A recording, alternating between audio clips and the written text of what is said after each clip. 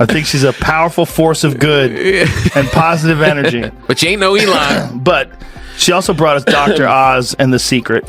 We have to remember what this lady has done. She has to be held accountable.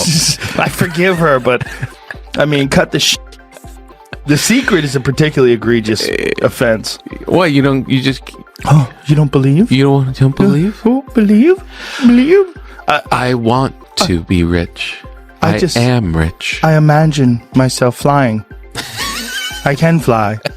I will beat my wings until I take... For Joe Rogan and Tucker Carlson showed up like wrecking blocks. Oprah believed she was in control of the media landscape. Tea party balls, you won't believe what they just revealed, and Oprah certainly didn't see it coming. Forget book clubs and feel-good vibes, this is pure mayhem. Once the others start asking her questions like uppercuts, they grill her like it's a barbecue for billionaires. Is this the end of Oprah's untouchable aura? Or is this just the beginning of her biggest PR headache? Oprah Winfrey, she's worth $3 billion. She's up there talking about all the racism she encountered. But okay, so Oprah Winfrey is American, but Kamala Harris, Jamaicans are not Americans, A. B, not oppressed in any sense. They're actually very successful in the United States. Caribbeans in general, I think, make more than native-born whites. They're successful, they're entrepreneurial. They're not part of the history of racism and slavery in the United States, just the opposite. They just showed up here. So, this is ridiculous. No. Oprah was more than just a chat show host. She was also a diet expert, spiritual counselor, and she gave away cars like candy, turned random authors into household names, and evoked tears from people who didn't even know why they were crying. She was a billionaire cheerleader and for decades, the unofficial therapist for every suburban mom in America. Joe Rogan is calling out Oprah and Michelle Obama for hypocritical speeches at the DNC. Watch. She's up there talking about income inequality. Like, hey, lady. Yeah, I know. You're rich as... Like, how is that equal? However, it appears like the glitter is gradually disappearing in agony, and in a moment of cosmic irony, the wrecking balls are two radically dissimilar media devices. Deadlifts and Joe DMT Carlson is retaliated upon by Rogan and Tucker Bowties, despite not cooperating or even acknowledging one another. They ended up in the same symbolic destruction. Zona Praz, once bulletproof kingdom. Have you noticed that it is more controversial to criticize Oprah than to burn the American flag? Really? Seems that way. I've never heard anybody criticize Oprah. Do you think it's political or do you think it's deeper than that? I mean, you're not like a right winger. No. You don't even seem that political. No, I'm not really. I'm pretty much, just want to do right by the people. Joe, the patron saint of skeptics everywhere, is an MMA commentator turned podcasting emperor who casually and enthusiastically interviews conspiracy theorists, astrophysicists, hunters, and gym rats. Then, one day Oprah's name is thrown into the mix not because she said something outrageous. Not because of an interview, but simply because Joe's nonsense radar was tingling. Bro, you remember the time Oprah had that lady on, its face bit off by the chimp? Stay there. And she showed her face on TV? Oh, yeah. Miraculously, she survived just the unimaginable. Her name is Charla Nash. Charla almost always covers her face with the hat and scarf. She wears it, she says, because she doesn't want to scare people. The lady was wearing a veil over her face, like, let's see your face. Come on. She pulls the veil away. Like a note? What are you doing? Would you mind lifting the veil? Oh, no. So we can see. You could take the hat off. Oh, the hat comes off. Yeah. Okay. Here's a woman who built her empire on the gospel of authenticity, orchestrated every public moment like a high-stakes brand rollout. Oprah didn't just share her truth. She packaged it, priced it, and slapped a sticker on it that read inspirational. And Joe, he doesn't need a smoking gun. He smells the contradiction from a mile away. You can almost hear the smirk in his voice as he unwraps her legacy like a granola bar marketed as organic but filled with corn syrup. It starts with the cult of self-improvement. Oprah's image is soaked in the glow of transformation, but transformation, in her world, means detox, teas, energy crystals, and spiritual snake oil dressed up in designer robes. Joe pulls at the seams. The miracle diets she sold, the wellness trends dipped in pseudoscience, the parade of life coaches promising peace for 3 monthly payments. She says, you can have it all, but only if you buy the journal. Follow the lifestyle, and chant under the full moon while clutching a $200 gratitude stone. And Joe, between elk meat and kettlebells, he just chuckles. Not angry, just amused that, quiet, cutting laugh that says more than a rant ever could. The kind that whispers, "Ah, so this is the hustle." Intro 6, and then there's Oprah's ever-growing roster of experts, a hand-picked army of daytime sages who somehow morphed into Senate candidates, supplement shills, and walking TED Talks in designer suits. Joe sees them too. It's like Oprah cracked open a wormhole where charisma substitutes for credentials. And he's just sitting there, munching organic non-GMO popcorn, watching the spectacle unfold. He doesn't lob scandals, he asks the quiet, disruptive questions, the kind that gently tug at the threads until the whole tapestry unravels. Like, why does the high priestess of authenticity keep surrounding herself with people who flame out in PR disasters? Why does every emotional breakthrough feel like a teaser for an upcoming brand deal? And why does a woman who preaches vulnerability run a media machine with the opacity of a covert government agency? Joe doesn't raise his voice. He doesn't have to. The contradictions speak louder than outrage ever could. And as his audience leans in laughing side-eyeing, slowly connecting the dots across pedestal starts to wobble. Oprah on abortion. If you do not have autonomy over this, if you cannot control when and how you choose to bring your children into this world and how they are raised and supported, there is no American dream. There's no American dream without abortion. That to me sounds like a woman that's had an abortion. I don't know, but that's what it sounds like to me. Well, it's such a grotesque and crazy thing to say that clearly it's coming from somewhere. Now cut to Tucker Carlson, a completely different animal, where Joe Rogan uses wit and curiosity like a scalpel. Tucker charges in with a sledgehammer wrapped in red, white, and blue. In Tucker's world, Oprah isn't just a talk show titan, she's a symbol, a velvet-gloved Trojan horse, sneaking elite narratives into America's living rooms under the guise of inspiration and empathy. He's not interested in her book club or her favorite things. Tucker sees a billionaire draped in compassion, delivering moral sermons from a marble kitchen in Montecito. To him, she's the face of selective outrage, quick to speak when the moment is culturally safe, curiously silent when the stakes are real, and always landing softly on the cushion of corporate approval. He doesn't buy the polished brand.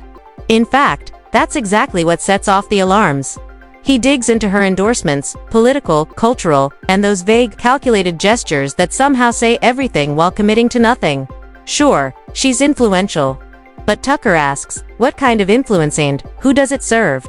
Oprah has managed to be all things to all people: feminist icon, spiritual guide, business mogul, cultural compass. But as Tucker peels back the layers, he poses the question few dare to ask: what's really behind the curtain? The Oprah interview? No. It's off the rails. Yeah, Off the rails. I heard about it. Into fucking wine mom country again. Wow. I'm a gun owner. Tim Walz is a gun. I did not know that. If somebody breaks in my house, they're getting shot. Yes, I hear that. Tim Dillon is the best. Tim Dillon's like, she's saying gypsy curses. What is she saying? Tucker blesses cable news heart doesn't just peek behind the curtain. He rips it down like it's the dramatic finale of a reality show. He's not interested in cozy interviews or soft focus lighting. He sees the whole operation for what it is: a billionaire masquerading as your spiritual bestie while running a media empire that shapes public opinion like Play-Doh. Where Joe grins and pokes holes in the narrative, Tucker goes full flamethrower.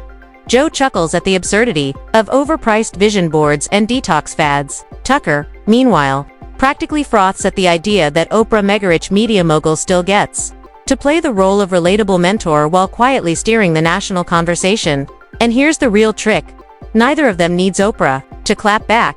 She's not on the show, not in the room, not even in the conversation, because at this point, they're not speaking to Oprah, they're speaking through her. She's no longer a person in their analysis. She's an idea, a metaphor, a stand-in for everything they think is wrong with curated authenticity and elite influence. To Joe, she's a warning, the brand that ate the person.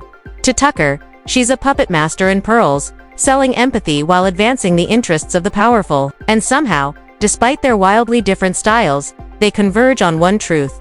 Oprah may still be selling hope, but the public's starting to read the fine print. No scandal needed. No bombshell revelation. Just a slow, surgical dismantling of a myth we all thought we understood. Oprah, who's involved with Weight Watchers, just apologized for preaching personal accountability over the past decades. She said it's not personal accountability. We're supporting Ozempic. This is becoming, obesity is becoming something. Do you think Oprah got paid? She's highly involved with Weight Watchers. Yeah, Weight Watchers has shifted from a personal accountability organization that it's been preaching for decades and is now a prescriber of Ozempic. They've totally changed because Ozempic is a better business model because you never go off it. This is insane. So maybe one of the reasons this is accepted, people don't see it as totally crazy, is why is Oprah preaching simplicity from a 65-acre estate? Why is she selling empowerment while turning other people's pain into billion-dollar branding deals? Why does she only speak out when the crowd is already on its feet? These aren't hit pieces, they're exposes dressed in sarcasm. And the internet devours them like the last greasy slice of truth pizza at a vegan retreat. Joe's audience laughs knowingly. Tucker's audience frowns thoughtfully.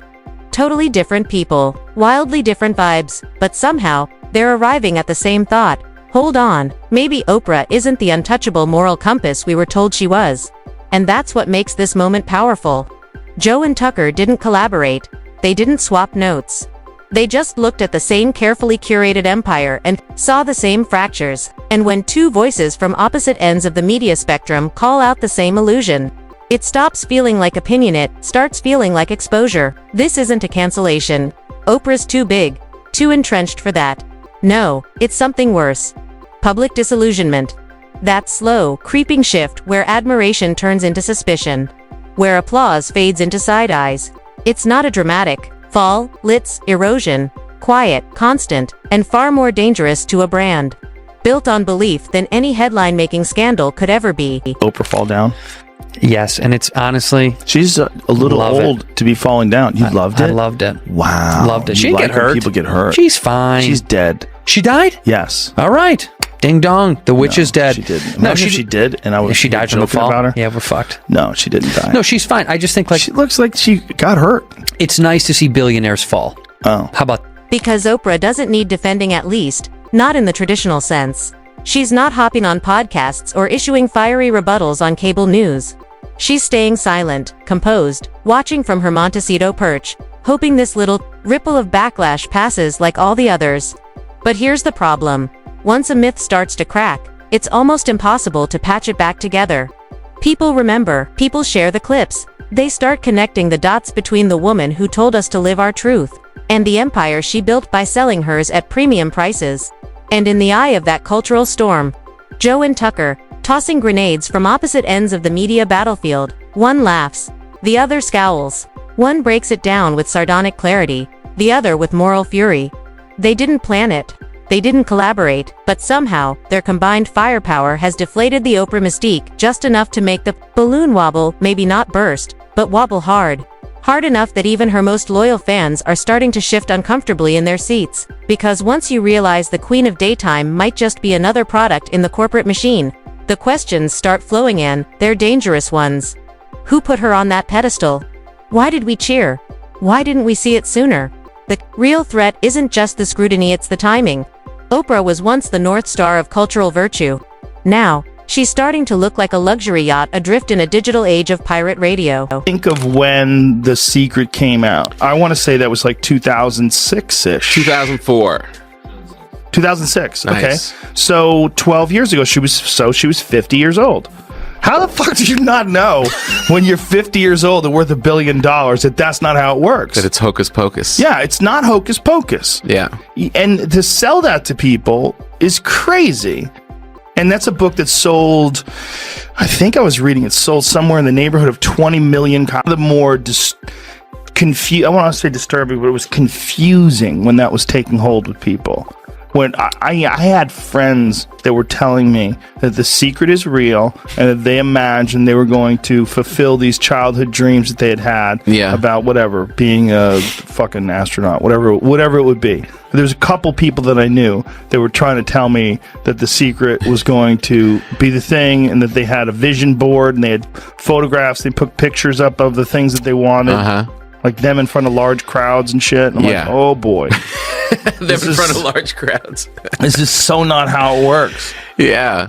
And then there's Rogan gliding through the culture war in a kayak made of elk meat and free speech, smirking as he points out every contradiction with the ease of a man holding a protein shake in one hand and a fact check in the other. He doesn't shout because he doesn't need to. The absurdity speaks for itself. There's Oprah, preaching balance and mindfulness while marketing a 10-part trauma docuseries bundled with a lavender candle and a branded yoga mat. Joe unpacks it all like he's reading the label on a sketchy supplement. Buzzwords, good vibes, and a monthly subscription. He cuts through the wellness fog, the moon-blessed water bottles, the spiritual gurus with booking agents, the endless self-help cycles that always end in the same place. You're broken, unless you buy the fix. And Oprah's original audience, the daytime faithful, who once saw her as a voice for the voiceless. They're not angry. They're waking up.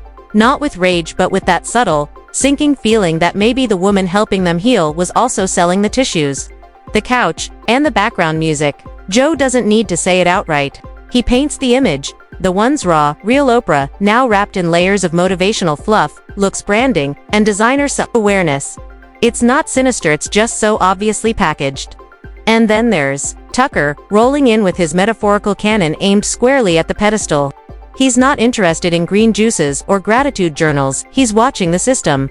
He sees Oprah not as a self-help mogul, but as a cultural gatekeeper in pearls, someone who doesn't just reflect the narrative, she steers it. One teary-eyed monologue, and the national mood shifts, one side-eye, and someone's career takes a nosedive. That kind of soft power. It terrifies him. Because soft power is sneaky. It cloaks influence in compassion. It wraps privilege in relatability. It convinces you that you're making your own choices when really, you're just downloading moral software curated by a billionaire in a cashmere cardigan. Tucker throws the whole curtain open. Oprah as the emotional mascot of the elite. The person who makes inequality feel inspirational. Who breaks generational curses with one hand and signs brand deals with the other. Who sells empathy on screen, while dining with power behind the scenes. It stings not because he yells it, but because it lands. He doesn't call her corrupt. He doesn't have to. He just presents the math. Billionaire, influencer, gatekeeper, spiritual figurehead, cultural regulator all rolled into one brand. And somehow, the public still sees her as the humble everywoman. That's the trick. Turning gold into tears and monetizing both, and the audience. They're not storming the gates.